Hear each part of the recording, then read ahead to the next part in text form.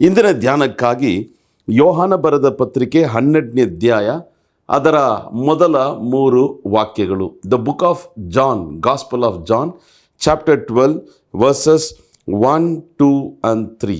ಕನ್ನಡ ಸತ್ಯವೇದ ಪುಸ್ತಕದಲ್ಲಿ ಹೊಸ ಒಡಂಬಡಿಕೆಯಲ್ಲಿ 124ನೇ ಪುಟ. ಈ 3 ವಾಕ್ಯಗಳನ್ನು ನಾನು ಓದಿ 3 ಅಂಶಗಳನ್ನು ನಿಮ್ಮೊಟ್ಟಿಗೆ ಹಂಚಿಕೊಳ್ಳಲು ನಾನು ಬಯಸುತ್ತೇನೆ. ಬನ್ನಿರಿ, ನಾವು ಈ ಸತ್ಯವೇದದ ವಾಕ್ಯಗಳನ್ನು ನಾವು ಕೇಳೋಣ. ಪಸ್ಕ ಹಬ್ಬವು ಇನ್ನು 6 ದಿವಸ ಮುಂದೆ ಇರಲಾಗಿ ಯೇಸು ಬೆಥಾನ್ಯಕ್ಕೆ ಬಂದನು. ಯೇಸು ಸತ್ತವರೊಳಗಿನಿಂದ ಎಬ್ಬಿಸಿದ ಲಾಜರನು ಅಲ್ಲಿದ್ದನು. ಯೇಸುವಿಗೆ ಅಲ್ಲಿ ಔತಣ ಮಾಡಿಸಲು ಮಾರ್ತಳು ನೆರವಾಗಿದ್ದಳು. ಲಾಜರನು ಆತನ ಸಂಗಡ ಊಟಕ್ಕೆ ಕೂತವರಲ್ಲಿ ಒಬ್ಬನು.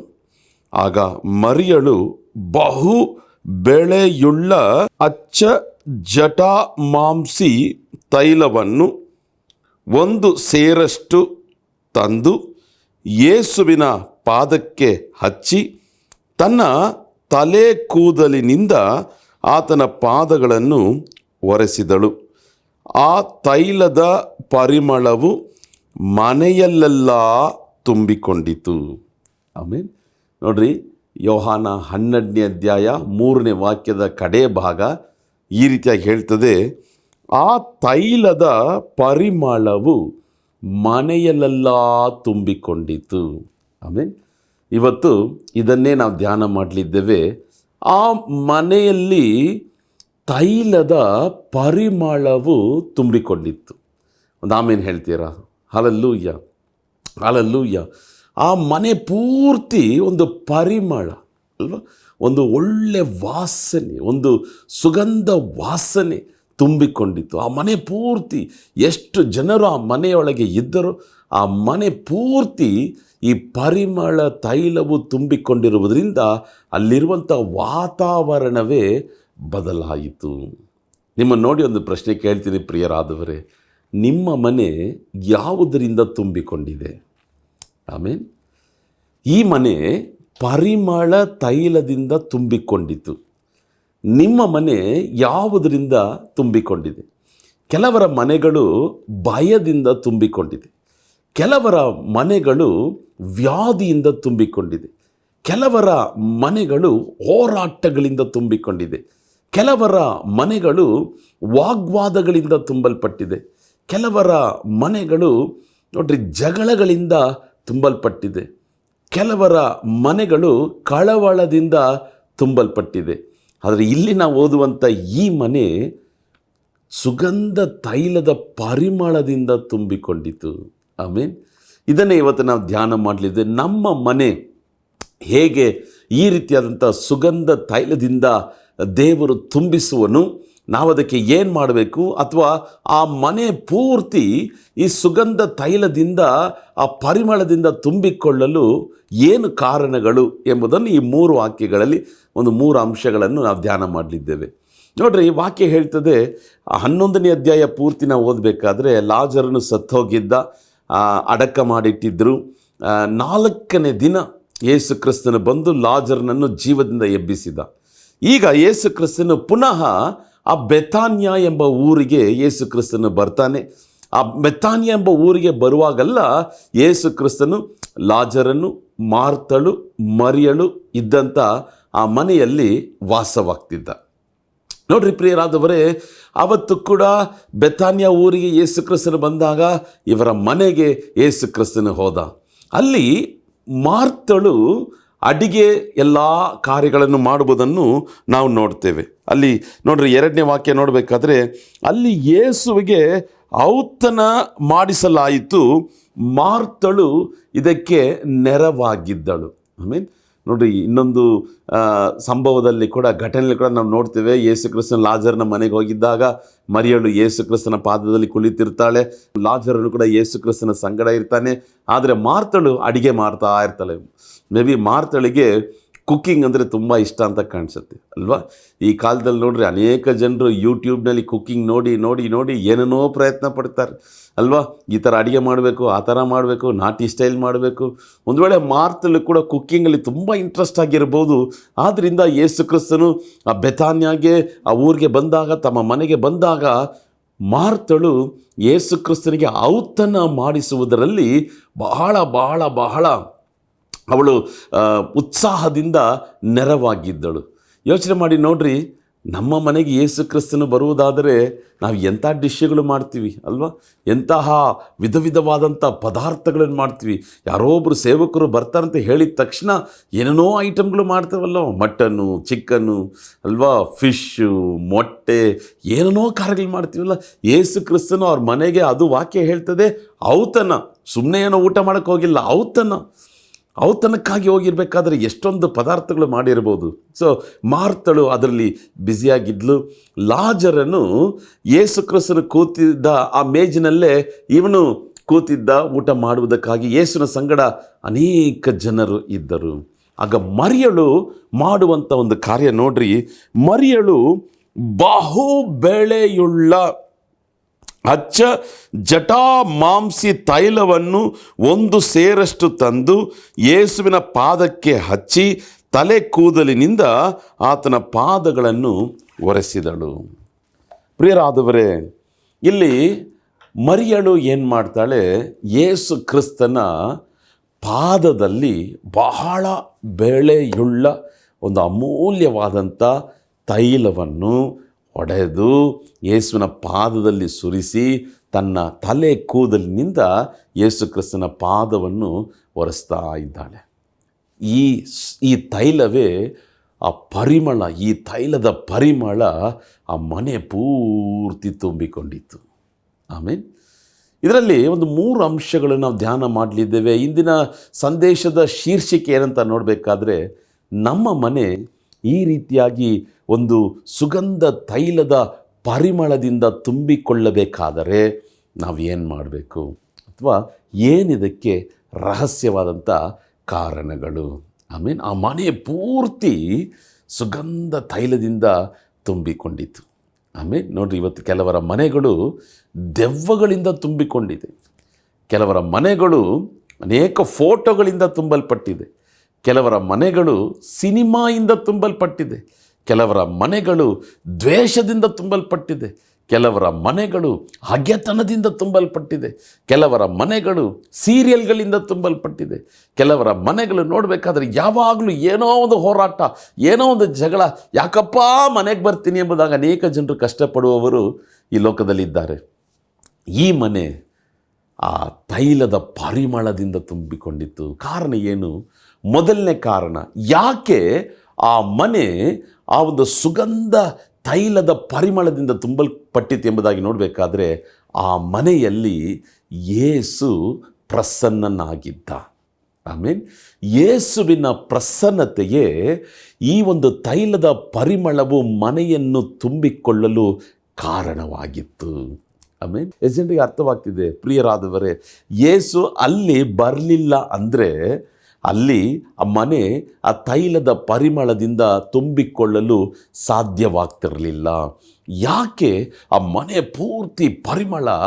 ಯಾಕೆಂತ ನೋಡಬೇಕಾದ್ರೆ, ಯೇಸು ಕ್ರಿಸ್ತನು ಅವರ ಮನೆಗೆ ಬಂದಿದ್ದನು, ಅವರ ಮನೆಯಲ್ಲಿ ಪ್ರಸನ್ನನಾಗಿದ್ದನು. ಯೇಸು ಕ್ರಿಸ್ತನ ಪ್ರಸನ್ನತೆಯೇ ಮನೆಯು ಪರಿಮಳ ತೈಲದಿಂದ ತುಂಬಿಕೊಳ್ಳಲು ಮೊದಲನೇ ಕಾರಣ. The presence of Jesus is the reason. Hallelujah, hallelujah. ನಮ್ಮ ಮನೆ ದೇವರ ಪ್ರಸನ್ನತೆಯಿಂದ ತುಂಬಲ್ಪಡುವುದಾದರೆ, ಆ ಮನೆ ಹೇಗೆ ತೈಲದ ಪರಿಮಳದಿಂದ ತುಂಬಲ್ಪಟ್ಟಿತ್ತು, ನಮ್ಮ ಮನೆಗೂ ಅದೇ ರೀತಿಯಾದಂಥ ಉನ್ನತವಾದಂಥ ಆಶೀರ್ವಾದವನ್ನು ದೇವರು ಕೊಡಲು ಆತನು ಶಕ್ತನಾಗಿದ್ದಾನೆ. ದೇವರ ಪ್ರಸನ್ನತೆ. ಇವತ್ತು ನಿಮ್ಮ ಮನೇಲಿ ಏನಿದೆ ಪ್ರಿಯರಾದವರು? ಯಾವಾಗಲೂ ಗಂಡ ಹೆಂಡತಿಯ ಮಧ್ಯದಲ್ಲಿ ಜಗಳ, ಯಾವಾಗಲೂ ಹೆತ್ತವರು ಮಕ್ಕಳ ಮಧ್ಯದಲ್ಲಿ ಜಗಳ, ಯಾವಾಗಲೂ ಪಕ್ಕದ ಮನೆ ನಿಮ್ಮನೆಯೊಟ್ಟಿಗೆ ಜಗಳ, ಯಾರಾದರೂ ಮನೆಗೆ ಬಂದರೆ ಜಗಳ, ಸಮಾಧಾನನೇ ಇಲ್ಲ, ದ್ವೇಷ, ಹಗೆತನ, ಹೋರಾಟ, ಕಳವಳ, ಕಣ್ಣೀರು, ಭಯ, ದುಃಖ, ವ್ಯಾಧಿ, ಶತ್ರು, ವಿಗ್ರಹಗಳು ಇದೇ ತುಂಬಿಕೊಂಡಿದೆ. ಆದರೆ ಯೇಸು ನಮ್ಮ ಮನೆಯಲ್ಲಿ ಪ್ರಸನ್ನನಾಗಿರುವುದಾದರೆ ಆ ತೈಲದ ಪರಿಮಳವು ನಮ್ಮ ಮನೆ ಪೂರ್ತಿ ತುಂಬಿಕೊಳ್ಳುತ್ತದೆ. ಆಮೇನ್, ಆಮೇನ್, ಹಲ್ಲೆಲೂಯಾ, ಹಲ್ಲೆಲೂಯಾ. ನೀವು ಮನೆಗೆ ಒಂದು ವೇಳೆ ರೂಮ್ ಫ್ರೆಶ್ನರ್ ಹೊಡಿತೀರಲ್ಲ, ಅದಲ್ಲ ಪ್ರಿಯರಾದವರೇ, ಇದು ಪರಲೋಕದ ವಾತಾವರಣ ನಮ್ಮ ಮನೆಯನ್ನು ಆವರಿಸಿಕೊಳ್ಳುವಂತೆ ದೇವರು ನಮಗೆ ಆ ಕೃಪೆಯನ್ನು ಅನುಗ್ರಹಿಸುವಂಥ ದೇವರಾಗಿದ್ದಾನೆ.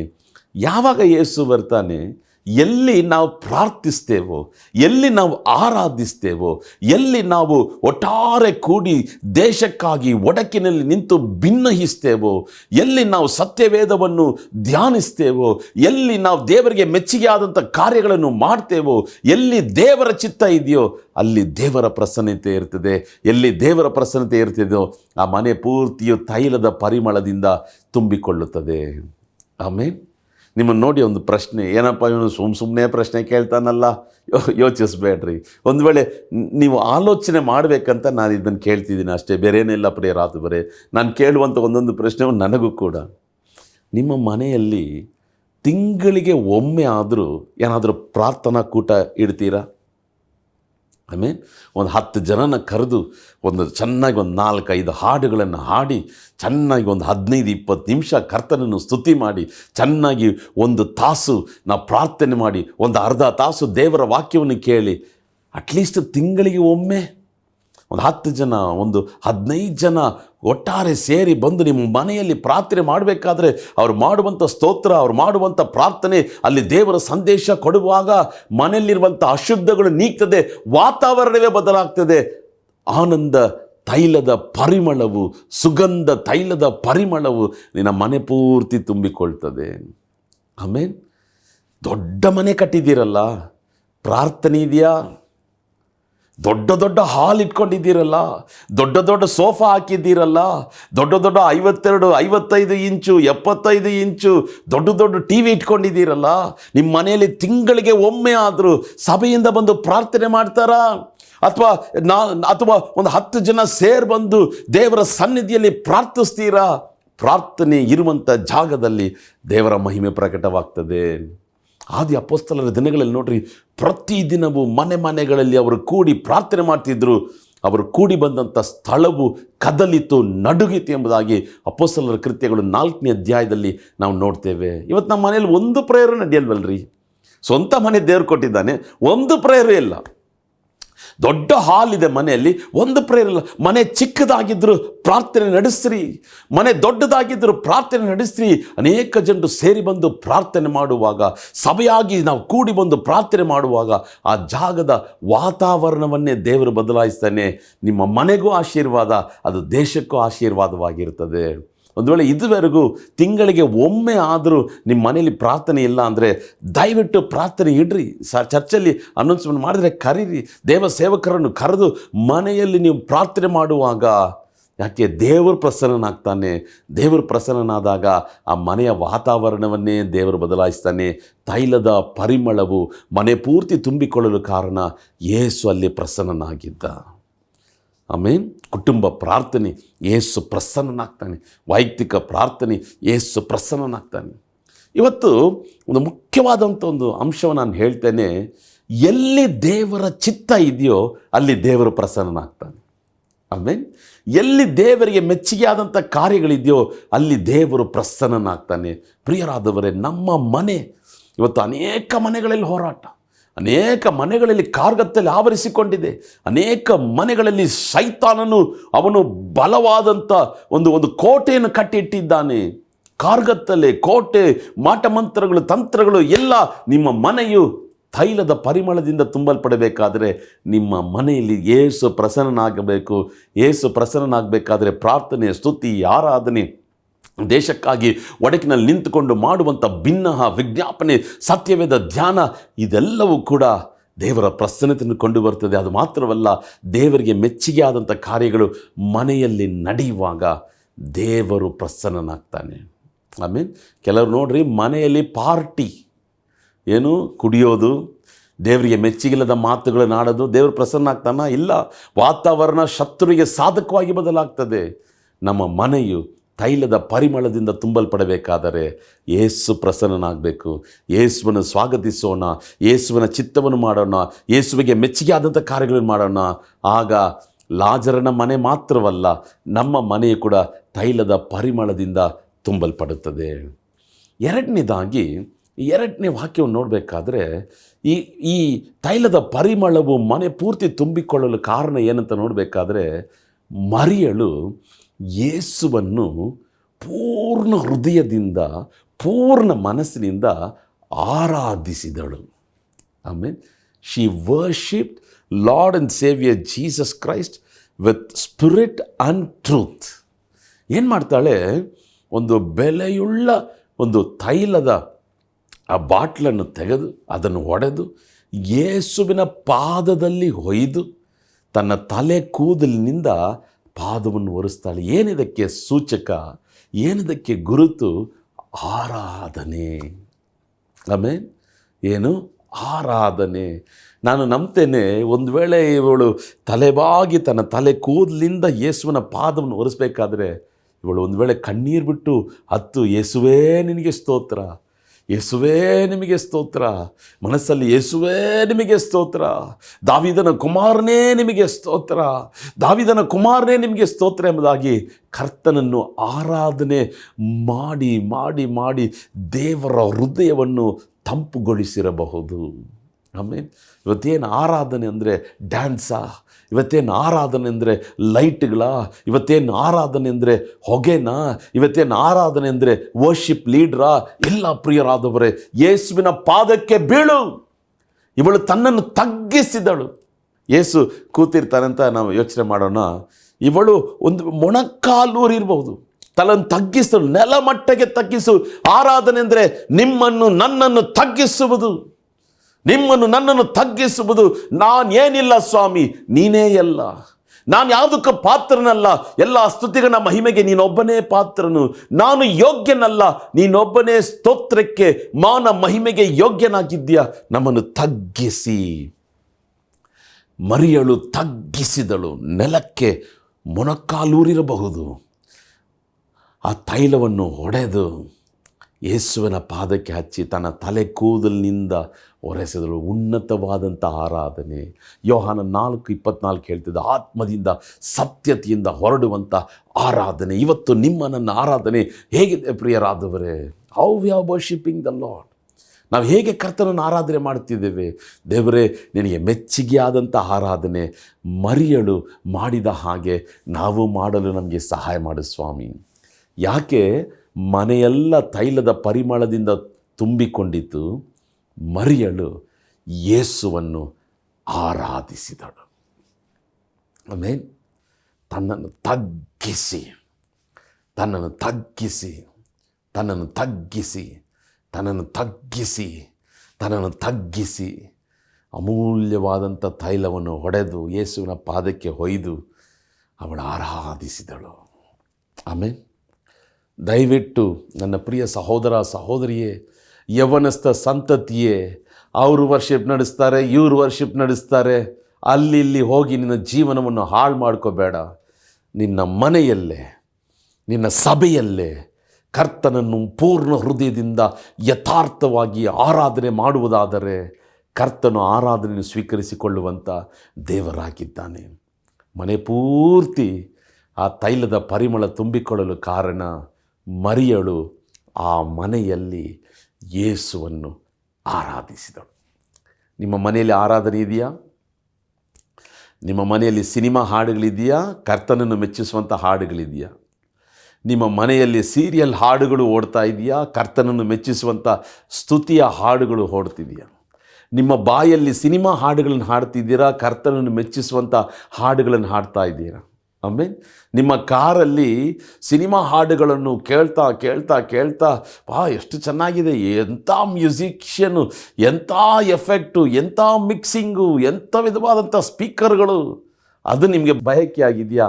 ಅಥವಾ ಕರ್ತನನ್ನು ಆರಾಧಿಸುವಂಥ ಕಾರ್ಯಗಳು ನಿಮ್ಮೊಳಗೆ ನಿಮ್ಮ ಮನೆಯಲ್ಲಿ ಕಾಣಲ್ಪಡುತ್ತಾ ಇದೆಯಾ? ಪ್ರಿಯರಾದವರೇ, ನಮ್ಮ ಮನೆಯು ಯೆಹೋವನ ಆ ಆ ಪ್ರಸನ್ನತೆಯಿಂದ, ಯೇಸುವಿನ ಪ್ರಸನ್ನತೆಯಿಂದ, ಪರಿಶುದ್ಧಾತ್ಮನ ಶಕ್ತಿಯಿಂದ, ಆ ತೈಲದ ಪರಿಮಳದಿಂದ ತುಂಬಿಕೊಳ್ಳಬೇಕಾದರೆ ನಮ್ಮ ಮನೆಯಲ್ಲಿ ಆ ಕರ್ತನನ್ನು ಸ್ತುತಿಸುವಂಥ ಸ್ತುತಿ ಆರಾಧನೆ ಹೆಚ್ಚುವಾಗ, ಈ ಮರಿಯಳು ಮಾಡಿದ ಹಾಗೆ ಕರ್ತನನ್ನು ಆರಾಧಿಸುವಾಗ ಕರ್ತನು ನಿಶ್ಚಯವಾಗಿ ನಮ್ಮ ಮನೆಯ ವಾತಾವರಣವನ್ನು ಬದಲಾಯಿಸುವಂಥ ದೇವರಾಗಿದ್ದಾನೆ. ಒಂದು ಆಮೇನ್ ಹೇಳ್ತೀರಾ? ಆಮೇನ್. ಹಲ್ಲೆಲೂಯಾ. ಗಟ್ಟಿಯಾಗಿ ಒಂದು ಹಲ್ಲೆಲೂಯಾ ಹೇಳ್ತೀರಾ? ಹಲ್ಲೆಲೂಯಾ. ಇವತ್ತು ಅನೇಕ ಜನರು ವಂಚಿಸ್ತಾ ಇದ್ದಾರೆ, ಅನೇಕ ಜನರು ವಂಚನೆಗೆ ಒಳಗಾಗ್ತಾ ಇದ್ದಾರೆ. ದಯವಿಟ್ಟು ಪ್ರಿಯ ಸಹೋದರ, ಪ್ರಿಯ ಸಹೋದರಿಯೇ, ಆರಾಧನೆ ಎಂಬುದು ನಿನಗೂ ಯೇಸುವಿಗೆ ಸಂಬಂಧಪಟ್ಟದ್ದು. ಯೇಸುವನ್ನು ಪೂರ್ಣ ಹೃದಯದಿಂದ ಆರಾಧಿಸು. ಮೈಕ್ ಇರಲಿ ಇಲ್ಲದೆ ಹೋಗಲಿ, ಕೀಬೋರ್ಡ್ ಇರಲಿ ಇಲ್ಲದೆ ಹೋಗಲಿ, ಡ್ರಮ್ಸ್ ಇರಲಿ ಇಲ್ಲದೆ ಹೋಗಲಿ, ಅಲ್ಲಿ ಹಾಡು ನಡೆಸೋರು ಇರಲಿ ಇಲ್ಲದೆ ಹೋಗಲಿ, ನೀನು ಕಣ್ಗಳನ್ನು ಮುಚ್ಚಿ ಕರ್ತನನ್ನು ಕಣ್ಣಿನ ಮುಂದೆ ನಿಲ್ಲಿಸಿ ಆರಾಧಿಸುವಾಗ ಆ ಅನುಭವವೇ ವ್ಯತ್ಯಾಸವಾದದ್ದು, ಅದು ಮಹಿಮೆಯಾದದ್ದು. ಆ ಮನೆ ಪೂರ್ತಿ ತೈಲದಿಂದ ತುಂಬಿಕೊಳ್ಳಲು ಕಾರಣ ಈ ಸಹೋದರಿ ಆ ಮನೆಯಲ್ಲಿ ಆ ತೈಲದ ಪರಿಮಳದ ಆ ಒಂದು ಬಾಟ್ಲನ್ನು ಒಡೆದು ಯೇಸುವಿನ ಪಾದಕ್ಕೆ ಹೊಯ್ದದ್ದು. ಅದು ಆರಾಧನೆಗೆ ಗುರುತು. ಆರಾಧಿಸಿದಳು, ಆದ್ದರಿಂದ ಆ ಮನೆ ಪೂರ್ತಿ ತೈಲದ ಪರಿಮಳದಿಂದ ತುಂಬಲ್ಪಟ್ಟಿತು. ಆಮೇನ್. ಹಲ್ಲೆಲೂಯಾ. ಮೂರನೇದಾಗಿ, ಕಡೆಯದಾಗಿ 2 ಕಾರ್ಯಗಳನ್ನು ನೋಡಿದ್ವಿ. ಒಂದು, ಮನೆಯಲ್ಲಿ ತೈಲದ ಪರಿಮಳ ತುಂಬಿಕೊಳ್ಳಲು ಕಾರಣ ಯೇಸುವಿನ ಪ್ರಸನ್ನತೆ. ಎರಡನೆಯದಾಗಿ ಮರಿಯಳು ಮಾಡಿದಂಥ ಆರಾಧನೆ ಆತ್ಮದಿಂದ, ಸತ್ಯತೆಯಿಂದ. ಮೂರನೇದಾಗಿ ಆ ಮನೆ ಪೂರ್ತಿ ತೈಲದ ಪರಿಮಳದಿಂದ ತುಂಬಿಕೊಳ್ಳಲು ಕಾರಣ ಏನು ಗೊತ್ತಾ? ಒಂದು ಕಾಸ್ಟ್ಲಿ ಫ್ರಾಗ್ರೆನ್ಸ್ ಆಯಿಲ್, ಒಂದು ಕಾಸ್ಟ್ಲಿ, ಬಹಳ ಅಮೂಲ್ಯವಾದಂಥ ಪರಿಮಳ ತೈಲವನ್ನು ಮರಿಯಳು ಯೇಸುವಿಗೆ ಕೊಟ್ಟಳು. ಆಮೇಲೆ ಕಾಸ್ಟ್ಲಿ. ಇದನ್ನು ಧ್ಯಾನಿಸಬೇಕಾದ್ರೆ ನನ್ನಲ್ಲಿ ಒಂದು ಯೋಚನೆ ಬಂತು. ನಾನು ಯೇಸುಗಾಗಿ ಬಹು ಬೆಲೆಯುಳ್ಳದು ಏನು ಕೊಟ್ಟಿದ್ದೇನೆ? ನಿಮಗೂ ಈ ಪ್ರಶ್ನೆ. ನೀವು ಯೇಸುಗಾಗಿ ಕಾಸ್ಟ್ಲಿ, ಬ್ರದರ್ ಇದು ತುಂಬ ಕಾಸ್ಟ್ಲಿ, ಅದು ಕೆಲವರು ನೋಡ್ರಿ ಅದನ್ನು ಯಾರಿಗೂ ಬಿಟ್ಕೊಡೋದಿಲ್ಲ. ಕೆಲವರ ಒಡವೆಗಳು ತುಂಬ ಕಾಸ್ಟ್ಲಿ, ಕೆಲವರ ವಾಚ್ಗಳು ತುಂಬ ಕಾಸ್ಟ್ಲಿ. ನೋಡ್ರಿ, ಕೆಲವರ ವಾಚ್ಗಳು 100 ರೂಪಾಯಿ. ನಾನು ಚಿಕ್ಕ ವಯಸ್ಸಲ್ಲಿ ಇರಬೇಕಾದ್ರೆ 10 ರೂಪಾಯಿಗೆ ವಾಚ್ ಸಿಗ್ತಾಯಿತ್ತು ಅಲ್ವಾ, ಅದು ಎಲೆಕ್ಟ್ರಾನಿಕ್ ವಾಚು. ಆ 10 ರೂಪಾಯಿ ವಾಚಲ್ಲೂ ಅದೇ ಟೈಮು ಕೆಲವರ ವಾಚ್ಗಳು 2.5 ಲಕ್ಷ, 3 ಲಕ್ಷ, 5 ಲಕ್ಷ. ಅದನ್ನು ಹೆಮ್ಮೆಯಿಂದ ಹೇಳ್ಕೊಳ್ತಾರೆ. ಯಾವ ವಾಚ್ ಕಟ್ಟಿದ್ರು ಅದೇ ಸಮಯನೇ ಅಲ್ವಾ. ಕೆಲವರು ವಾಚ್ಗಳು ಅಮೂಲ್ಯವಾಗಿದೆ, ಕೆಲವರ ಶೂಸ್ಗಳು ಅಮೂಲ್ಯವಾಗಿದೆ, ಏನೇನೋ ಅಮೂಲ್ಯ ಎಂಬುದಾಗಿ ಪರಿಗಣಿಸ್ತಾರೆ. ಆದರೆ ನಿಮ್ಮನ್ನು ನೋಡಿ ಪುನಃ ಒಂದು ಪ್ರಶ್ನೆ, ಪ್ರಿಯರಾದವರು, ಯೇಸುವಿಗಾಗಿ ನೀವು ಯಾವುದನ್ನು ತುಂಬ ಕಾಸ್ಟ್ಲಿ ಕೊಟ್ಟಿದ್ದೀರಾ? ತುಂಬ ಅಮೂಲ್ಯವಾದದ್ದು, ಬಹು ಬೆಲೆಯುಳ್ಳದ್ದು ಯಾವುದನ್ನು ಕೊಟ್ಟಿದ್ದೀರಾ? ಇವತ್ತೊಂದು ತೀರ್ಮಾನ ಮಾಡೋಣ. ಮರಿಯಳು ಬಹಳ ಅಮೂಲ್ಯವಾದಂಥ, ಬಹು ಬೆಲೆಯುಳ್ಳಂಥ ತೈಲವನ್ನು ಯೇಸುವಿಗೆ ಕೊಟ್ಟಳು. ಆದ್ದರಿಂದಲೇ ಆ ಮನೆ ಪೂರ್ತಿ ಪರಿಮಳ ತೈಲದಿಂದ ತುಂಬಿಕೊಂಡಿತು. ನಾವು ಯೇಸುವಿಗೆ ಕೊಡಬೇಕಾದ್ರೆ ಬೆಸ್ಟಾಗಿ ಕೊಡೋಣ ಪ್ರಿಯರಾದವರೇ. ಆಮೇಲೆ ನಾವು ಇತರಿಗೆ ಕೊಡಬೇಕಾದ್ರೆ ಬೆಸ್ಟಾಗಿ ಕೊಡೋಣ. ನಾವು ಬಡವರಿಗೆ ಕೊಡಬೇಕಾದ್ರೆ ಶ್ರೇಷ್ಠವಾದದ್ದನ್ನು ಕೊಡೋಣ. ನಾವು ಇಲ್ಲದವರಿಗೆ ಕೊಡಬೇಕಾದ್ರೆ ಯೇಸುವಿಗೆ ಕೊಡುವ ಹಾಗೆ ಬೆಸ್ಟ್ ಆದದನ್ನು ಕೊಡೋಣ. ನಾವೇನು ತಿಂತೀವೋ ಅದನ್ನು ಇತರಿಗೆ ನಾವು ಕೊಡೋಣ ಅಲ್ವಾ. ನಾವು ತಿಂದು ಮಿಕ್ಕಿದ್ದನ್ನು ಇತರಿಗೆ ನಾವು ಕೆಲವೊಂದು ಸಾರಿ ಕೊಡ್ತೀವಿ ಅಲ್ವಾ. ಇಲ್ಲ, ಶ್ರೇಷ್ಠವಾದದನ್ನು, ಯೇಸುವಿನ ಸೇವೆಗೆ ಶ್ರೇಷ್ಠವಾದದನ್ನು ಕೊಡೋಣ, ಯೇಸುವಿನ ಸಭೆಗೆ ಶ್ರೇಷ್ಠವಾದದನ್ನು ಕೊಡೋಣ. ಆಗ ನಮ್ಮ ಮನೆ ಆ ಪರಿಮಳ ತೈಲದಿಂದ ತುಂಬಲ್ಪಡುತ್ತದೆ. ಮರಿಯಳು ಬಹು ಬೆಲೆಯುಳ್ಳ ಒಂದು ಒಂದು ಒಂದು ತೈಲವನ್ನು ಯೇಸುವಿನ ಪಾದಕ್ಕೆ ಸುರಿಸಿದರು. ನನಗೆ ತಿಳಿದಂಥ ಒಬ್ಬ ಸಭಾಪಾಲಕರ ಸಾಕ್ಷಿ. ಒಂದು ಚರ್ಚ್ಗೆ ಅವ್ರಿಗನ್ನ ಪ್ರೀಚಿಂಗ್ಗೆ ಕರೆದಿದ್ದರಂತೆ ಚೆನ್ನೈಯಲ್ಲಿ. ಆಗ ಕರೆದಿದ್ದಾಗ ಅವರು ಚರ್ಚ್ ಗುಡಿಸಲಿತ್ತಂತೆ. ಅಲ್ಲಿ ಹೋಗಿ ಪ್ರಸಂಗ ಮಾಡಿದ್ರು. ಪ್ರಸಂಗ ಮುಗಿಸಿ ಅಲ್ಲಿ ಕಣ್ಮುಚ್ಚಿ ಪ್ರಾರ್ಥನೆ ಮಾಡಬೇಕಾದ್ರೆ ಪರಿಶುದ್ಧಾತ್ಮನು ಹೇಳ್ತಾನಂತೆ, ಮೇನ್ ರೋಡಲ್ಲಿ ನಿನಗೊಂದು ಸೈಟ್ ಇದೆಯಲ್ಲ, ಆ ಸೈಟನ್ನು ಈ ಸಭೆಗೆ ಬರೆದು ಕೊಡು. ಆಮೇಲೆ ತುಂಬ ಕಾಸ್ಟ್ಲಿ ಅದು. ನಾನು ಹೇಳೋದು ಒಂದು 40 ವರ್ಷಗಳ ಹಿಂದೆ. ಆಗ ಇವರು ಮನೆಗೆ ಹೋಗಿ ಅದನ್ನು ಯೇಸುವಿನ ಪ್ರಸನ್ನತೆಯಲ್ಲಿ ತೀರ್ಮಾನ ಮಾಡಿ, ದೇವರೇ ಇದು ಭಾಳ ಕಾಸ್ಟ್ಲಿ, ಆದರೆ ನೀನು ಹೇಳ್ತಿದ್ದೀಯಾ ಮೇನ್ ರೋಡಲ್ಲಿರುವಂಥ ತನಗಿದ್ದಂಥ ಜಾಗವನ್ನು ಆ ಗುಡಿಸಲಿರುವಂಥ ಸಭೆಗೆ ಬರೆದು ಕೊಟ್ಟರು. ಅವ್ರು ಹೇಳ್ತಾರೆ, ನಾನು ಕೊಟ್ಟಂಥ ಒಂದು ಪಾಲು ನನಗೆ ದೇವರು ಹಿಂದಿರುಗಿ ಕೊಟ್ಟದ್ದು ಅನೇಕ ಆಶೀರ್ವಾದಗಳನ್ನು ಕೊಟ್ಟ. ಅವರ ಸಾಕ್ಷಿ ನನ್ನನ್ನು ಬಹಳವಾಗಿ ಮುಟ್ಟಿತ್ತು. ಯೇಸುವಿಗಾಗಿ ನಮ್ಮ ಕೈ ಚುಚ್ಚುವ ಹಾಗೆ ನಾವು ಕೊಡಬೇಕು ಪ್ರಿಯರಾದವರೇ. ಕಾಸ್ಟ್ಲಿ ಆದದನ್ನು ಕೊಡೋಣ, ದ ಬೆಸ್ಟನ್ನು ಕೊಡೋಣ, ಬಹು ಅಮೂಲ್ಯವಾದದನ್ನು. ನಿಮ್ಮ ಬಳಿಯಲ್ಲಿ ಒಂದು ವೇಳೆ ನೀವು ಬಡವರಾಗಿರ್ಬೋದು, ಅಥವಾ ಮಧ್ಯಸ್ಥರ ಕುಟುಂಬದವರಾಗಿರ್ಬೋದು, ಅಥವಾ ಶ್ರೀಮಂತರ ಯಾರೇ ಆಗಿರಲಿ, ನಿಮಗೆ ಇರುವುದರಲ್ಲಿ ಬಹು ಬೆಲೆಯುಳ್ಳದನ್ನು ಯೇಸುಗಾಗಿ ಕೊಡೋಣ. ಒಂದು ಸವಾಲಿನ ಸಮೇತ ನಾನು ಈ ಸಂದೇಶವನ್ನು ಮುಕ್ತಾಯಗೊಳಿಸ್ತೇನೆ. ಈ ವರ್ಷದ ಒಳಗೆ, ಡಿಸೆಂಬರ್ ತಿಂಗಳಿನ ಒಳಗೆ ದೇವರಿಗೆ ಏನಾದರೂ ಬಹು ಬೆಲೆಯುಳ್ಳದನ್ನು ನಾವು ಕೊಡೋಣ.